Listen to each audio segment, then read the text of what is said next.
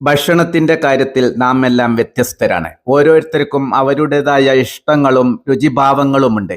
എന്നാൽ 3 കാര്യങ്ങളാണ് പലപ്പോഴും നാം എല്ലാം ഭക്ഷണത്തിൽ ശ്രദ്ധിക്കാറുള്ളത്.